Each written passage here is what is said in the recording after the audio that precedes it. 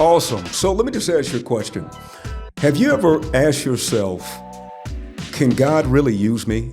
I just want you to really think about this, right? We see people that have these large channels. We see people that are on stages. But what about the person that really doesn't know what their gift is?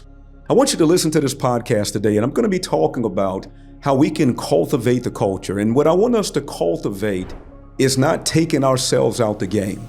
And oftentimes, we take ourselves out the game because we start to talk to ourselves the wrong way. So I just want you to just kind of dive in and just watch how I'm going to explain just stories, stuff that I've seen, how you can be making a major impact in shifting culture and making a difference if you're willing just to use the gift that God has given you. So let's go ahead and dive in. This weekend, I've flown all the way to Cape Town, South Africa. My wife is from here. We ended up having to come to a last-minute funeral. Her mother passed away. And you know funerals are hard. You're never really ready for them. The term of death is scary to many people. And let's just be real, ladies and gentlemen, death is a part of life. But that's not what I really want to talk about today. What I want to talk about today is how I've witnessed the fruit of somebody that really didn't have major education, wasn't big in ministry, was just somebody that was living life, and this life made an impact. Now, let me just share a little bit about myself. My name is Brian King. I'm going to be the host of Cultivate the Kulture, and this podcast is dedicated to people that want to shift their mindsets, want to learn how to build wealth, want to learn how to apply kingdom principles to everyday life. So we'll be talking about this. And then also, if you stay to the end, I'm going to show you how you can get in contact with us and really create this movement of Cultivate the Kulture. So let's get back to the story. So I go to this funeral, and literally there's hundreds and hundreds of people. And again, this person, my mother-in-law, was not a well-known pastor, somebody that was big into the church. It was a person that was known for their character. And I remember as a child, my mom would always say this. She would say, a good name is worth more than gold. It's biblical too. And what I witnessed today was constant people talking about the faithfulness that Miss Shirley had in her walk. It was mentioned that she had a wall, and this wall was different names, people that she maybe met at the grocery store, people at school. We have an academy. She actually had names of students. And what really stood out was that in her last moments, she was asking people, is there anything that I can pray for you about? Now, let me just ask you this, right? Would you be willing to pray for other people when you need prayer? I mean, the only time that I can really think of that outside of Jesus is we can go to the book of Job, and Job talks about, and he prayed for his friends, and the next line was, and then he became healed. What kind of culture are we cultivating? Are we cultivating a culture of love? Do we look at the talent that we have, and in this talent, do we ask ourselves, can I do something significant with it? Like, kid, God just use me. Maybe I don't come from across the tracks. Maybe I don't have the big last name. Maybe I don't have the platform on YouTube, Instagram, TikTok. What if I'm just a regular person that just wants to use my gift? Can I make significance in my gift? I don't know, man. I just felt inspired. Because what I witnessed today is that if you're willing to say yes, if you're willing to walk the walk, you just never knows what happens.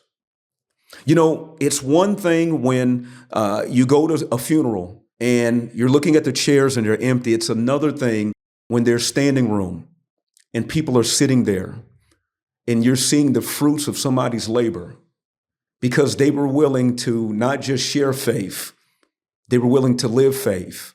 And because they did, it shifted culture. Let me just ask this, right? And I've kind of been on this lately. I've noticed there's a big shift in culture. There's a big shift in race relations. There's a big shift in, if you don't believe what I believe, then I want to take you out.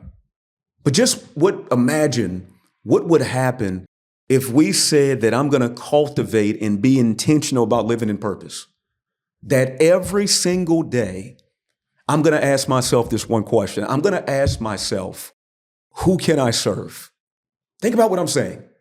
I'm going to ask myself, how can I love my neighbors myself, right? I'm going to ask myself, in what I'm called to do, whether it's big or small, how do I go out there and saying, you know what? I want to honor God in the way that I live. Because folks, if you really think about this, and this is so scary, but it's so real, whenever you get close to death, you start to realize your perspective is a little bit off, right? Because a lot of times we're chasing things, right? It could be that house, it could be those cars, it could be that money, it could be that status. But guess what? When you're laying down, you can't bring anything that with you. I've never known anybody to be on their deathbed and say, man, if I just had a couple of million more dollars. Nope. But I've seen few people, and I've seen many that wish that they had more time. One of the questions that was asked this weekend was, if I gave you, if you had the ability to be like Elon Musk and have all the money in the world, but you only had 2 days, would you exchange 80 years potentially of life just for 2 days to have as much money as you want? And it wasn't one hand that went up, regardless of the situation, because they recognized that it would be cool to have that money, but I don't want to lose my life just to have something that's just on the short term. And I just want to ask you, when you start looking at your life, as you're listening to this, right, as you're driving, as you're working out, as you're maybe cooking right now, I want you to think about this, right? When we look at life right now and we think about it, are you really being intentional? Or are you on that 40-40-40 race, working 40 plus hours a week for 40 plus years to end up retiring on 40% left that's not enough? You know what's crazy, and I've learned this recently. Do you know how many plans we have where we tell ourselves, I'm going to get to that when this happens. When I make this money, then I'm going to start this. When the kids get this old or this height, I'm going to go there. When I do this, then I'll serve God. And so in the Bible, I'll never forget this story, man. It spoke to me, and it just made me realize we have to be careful. It said there was a man in the Bible, and he did very well. You know what he told himself? Man, I'm doing good. Let me go ahead and build a bigger storehouse, store more stuff in it. And then look what the word says. It says that day his soul was required. In everything that he had been stored, he was called a fool. And all the stuff that he had spent all the time building and chasing, it was given to somebody else. And I said, wow, that's scary. Just think about it. How many of us have gotten so much into the matrix, the rat race, that we're running on that wheel over and over again? Let me get this, let me get this, let me get this. That we even tell ourselves that we have a bunch of time. But there was something that was spoken over the grave today. And it said, life is but a mist. We're here, we're gone. Do you know how quick things can change in one day? And if we started to think like that, if we started to shift to eternity, and please, as you're listening, do not think that I'm telling you to just do nothing and pursue nothing, because we don't know how long we have. But wouldn't it make sense that if you have a gift, if you have a talent, that you maximize that and you try to live in the best of your abilities to make a difference? Because if life is short anyway, I might as well go out blazing and doing things that I love. I'll just share the secret as you're starting to listen to me, right? As the host of being on this. I remember as a high schooler, man, I was called that I had the gift of gab. Never the tallest, never the fastest. No girl said, I can't wait to date the guy with gift of gab. I don't know what that meant. They wanted the basketball players, the football players, but guess what? Over time, I developed this gift of talking and speaking, and it's allowed me to travel around the world. It's allowed me to build a 7-figure business. It's allowed me to speak and share thoughts. But for the longest, I was spending time comparing what I had to what other people had. And I told myself indirectly, what I had wasn't good enough. Have you ever done that before?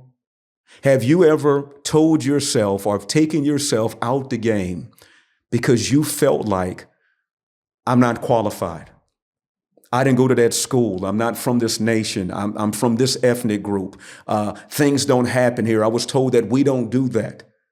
But what would happen if we started to cultivate the idea of having what I call a kingdom mindset? That instead of us acting as peasants, we see ourselves as being a person that can walk in dominion. Seeing ourselves as a person that can make a difference. Seeing ourselves as a person that I can have a level of influence, that I don't have to be anybody else. I just have to be the best version of Brian King. As you're listening to me, can I challenge you right quick? Are you willing to be the best version of you? Because let's just be real, right? We could watch our favorite teams. It could be Premier League. It could be all these different things, right? And we look at all these people that are icons. But what would happen if you treated yourself as one of those icons? What would happen if you told yourself, I am going to develop and be the best version of me? I'm going to eat what I need to eat. I'm going to listen to what I need to listen to. I'm going to get aligned with God. I'm going to seek him. And I'm going to want to get that direction, because instead of me going and being scatterbrained, I just want to be in one area, going in one direction so that I can make a difference. What would happen if you started to cultivate and change the culture of your life? That's what this podcast is about. Having real, authentic conversations, unapologetic, for you to be able to say, can I come to a place and grow, not just in influence, but in faith, and then start making an impact? Because would you agree, the world needs more positive people? And I believe that you're one of those positive people. So here's what I want to do, right? We're going to be building this movement, right? This is just one of many podcasts. Make sure you download this, share this with somebody, like us on our social handles, Cultivate the Kulture with a K. K is for kingdom. And when you think of cultivate, I want you thinking, hey, I want to build something, right? Notice I got a green shirt on, right? It's because green symbolizes life and growth. And wouldn't it be fair to say that nobody wants to be stagnant? Wouldn't it be fair to say that this is the time, that life might be short, but what I'm going to do right now for 2025 in the month of November 1st, that we're going to cultivate, and I'm going to be intentional about my life. With that being said, thanks for listening. Be blessed on purpose. God bless you guys.